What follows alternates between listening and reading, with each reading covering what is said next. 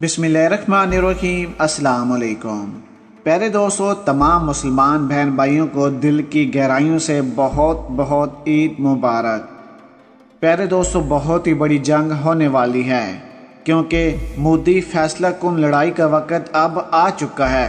Afghan army chief Bharat रवाना हो रहे हैं। याद रहे कि अफगान आर्मी चीफ भारत जब रवाना होंगे, वहां पर जाकर मोदी के साथ तमाम तर चीज़ों को उन्होंने डिस्कस करना है कि किस तरीके से तालिबान पाकिस्तान के खिलाफ हमने हमले करने हैं और किस तरीके से तालिबान और पाकिस्तान को नुकसान पहुंचाना है। अब देखें कि भारतीय फ़ौज अफगानिस्तान में भेजो। अफगान तालिबान से फैसले का वक़्त आ गया।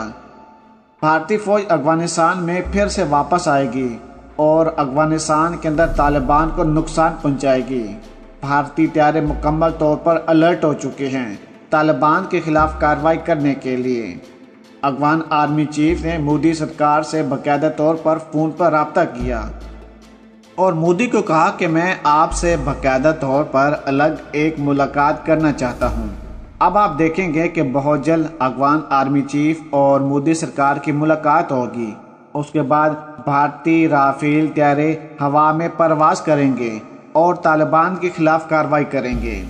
आपको बताते चलें कि इससे पहले अशरफ गनी की तरफ से हेलीकॉप्टर का इस्तेमाल करके तालिबान पर एक ख़तरनाक हमला किया गया है, जिसमें 233 तालिबान मौके पर शहीद कर दिए गए हैं। अब देखें कि इसके साथ साथ 20 से 25 जो अजला हैं वहां पर दोबारा कंट्रोल हासिल कर लिया गया है।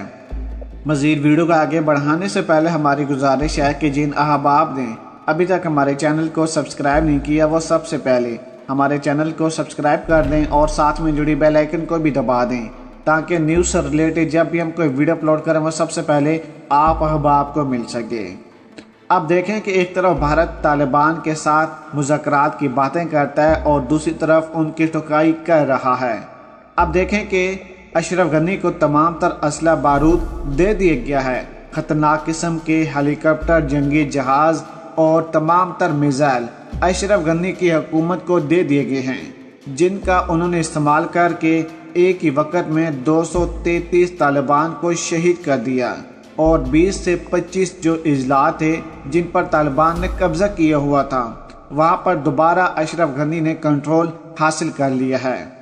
अब फैसले की घड़ी आ गई है क्योंकि खित्ते में बहुत ही बड़ी और आखिरी जंग होने वाली है। याद रहे कि पाकिस्तान तालिबान को सपोर्ट कर रहा है। हर तरह की सपोर्ट पाकिस्तान तालिबान को दे रहा है, क्योंकि तालिबान ने कहा है कि अफगानिस्तान की तरफ से जो बॉर्डर है वो पाकिस्तान के लिए बंद कर दिया जाएगा। यानी कि वहाँ से जितने भी दहशतगर्द भारत पाकिस्तान की सरजमीन के अंदर भेज रहा था, वो अब दहशतगर्दी कभी भी पाकिस्तान के अंदर नहीं होगी। भारत ने देखा कि हमारा एक और रास्ता बंद हो गया है। अब हम अफगानिस्तान, तालिबान और पाकिस्तान के खिलाफ कैसे कार्रवाई करेंगे, क्योंकि तालिबान की भारत सरजमीन भी इस्तेमाल कर रहा था, तजारत भी कर रहा था और मुकम्मल तौर पर तालिबान को सपोर्ट कर रहा था। लेकिन तालिबान और पाकिस्तान के दरमियान ये मुआहदा हुआ था कि तालिबान भारत से कोई सपोर्ट नहीं लेंगे। अब देखें कि इस जंग में चीन भी कूद पड़ा है। चीन ने तालिबान को यहाँ तक कहा है कि हम आपको हर तरह की टेक्नोलॉजी, असला, बारूद फराहम करने के लिए तैयार हैं, लेकिन आपने भारत को छोड़ देना है। अब देखें कि भारत तालिबान आमने सामने हैं, लेकिन एक दूसरे के दुश्मन बन चुके हैं। भारत ने अशरफ गनी को असला, बारूद, खतरनाक किस्म की टेक्नोलॉजी देकर बहुत ही बड़ी गलती की है, जिसका फ़ायदा अशरफ गनी ने एकदम से उठाकर 233 तालिबान को शहीद किया, लेकिन साथ साथ अपने तमाम तर अजला पर दोबारा कंट्रोल भी हासिल कर लिया है। अब जो कसर रह गई है तो वो अफगान आर्मी चीफ भारत रवाना हो रहे हैं। मोदी सरकार के साथ बाकायदा तौर पर मुलाकात करने वाले हैं। इस मुलाकात के बाद क्या होगा, हम आपको बताते चलें कि इस मुलाकात के बाद फ़ौरन भारत की तरफ से जंगी जहाज़ अपनी परवाज़ पर आएंगे और तालिबान पर बाकायदा तौर पर हमला किया जाएगा। तालिबान पर अब यह है कि जो जंग है वो फौजी जंग लड़ी जाएगी और वो इस जंग में भारत, इसराइल और अमेरिका शामिल हैं। याद रहे कि इसराइल और अमेरिका साइडलाइन पर होकर भारत को आगे कर रहे हैं। اب یہاں پر آپ نے ایک بات کو سمجھنے کی کوشش کرنی ہے کہ بھارت اب ایک ہی وقت میں 3 جگہ پر خطرناک جنگ لڑ رہا ہے۔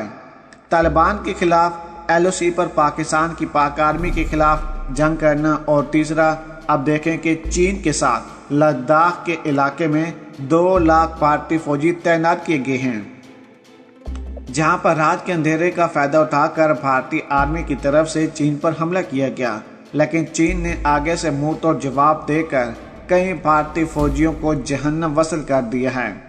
مودی اصل میں کیا چاہتے ہیں؟ یہاں پر پوری دنیا ایک سوال کرتی ہے، اور بہت سے لوگ ہمارے فیس بک پیج پر رابطہ کر کے کہتے ہیں کہ سر اصل میں مودی کو کیا ہوا ہے؟ کیونکہ ایک ہی وقت میں بھارت نے 3 جگہ پر جنگ مسلط کر دی ہے۔ یہ وہی بھارت ہے جس نے پارلیمنٹ کے اندر باقاعدہ طور پر اعلان کیا تھا کہ ہم ہتھیار ڈال رہے ہیں، ہم یہ جنگ ہار چکے ہیں اور ہم اپنی ہار کو تسلیم کرتے ہیں، جس کے بعد کیا ہوا تھا کہ تمام تر علاقے چین کو دے دیے گئے تھے۔ اب اسی لداخ میں چین کا مقابلہ کرنے کے لیے بھارت کی طرف سے 2 لاکھ بھارتی فوجی لداخ کے اندر تعینات کیے گئے ہیں۔ مودی سرکار ان کی قربانی دے رہا ہے، کیونکہ کئی بھارتی فوجیوں کو ابھی تک رپورٹ کے مطابق ہلاک کر دیا گیا ہے۔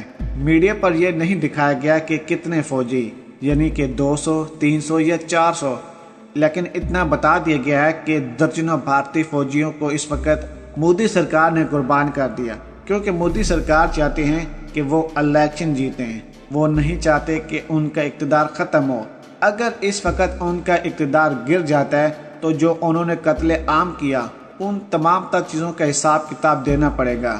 پھر لازمی سی بات ہے مودی کو بھی ہتھکڑی لگ جائے گی، اور اپنے اسی اقتدار کو بچانے کے لیے مودی سرکار کیا کر رہے ہیں کہ مقبوضہ وادی کے اندر بھی ظلم کی انتہا کر رہے ہیں، اور ایک مرتبہ پھر اپنے انڈین فوجیوں کو قربانی کا جو بکرا ہے وہ بنا رہے ہیں، یعنی کہ خود سائیڈ لائن پر ہو رہے ہیں اور ان کو قربان کرتے جا رہے ہیں۔ پیارے دوستو، اب دیکھیں کہ صورتحال کافی زیادہ خراب ہو چکی ہے، کیونکہ ایک طرف امریکہ جو جنگ چھوڑ کر گیا، اب بھارت اس کو لڑ رہا ہے۔ بے وقوف مودی کو یہ سمجھ نہیں آ رہی کہ جو دنیا کا سپر پاور ہے، اگر وہ جنگ جیت سکتا ہے تو وہ چھوڑتا کیوں؟ اور اب مودی کو آگے کیا جا رہا ہے، اور مودی ایک ہی وقت میں کن کن ممالک کے ساتھ جنگ لڑے گا، جبکہ بھارت کے پاس صرف 20 دن کے لیے جنگ لڑنے کے لیے ساز و سامان موجود ہے۔ پیارے دوستو، اگر آج کی ویڈیو آپ کو ہماری پسند آئی ہو تو ویڈیو کو لائک کر دیں، شیئر کر دیں، اور پاک آرمی اور عمران خان صاحب کے حق میں ایک نعرہ کمنٹس میں ضرور لگا دیجیے گا۔ پاکستان زندہ باد۔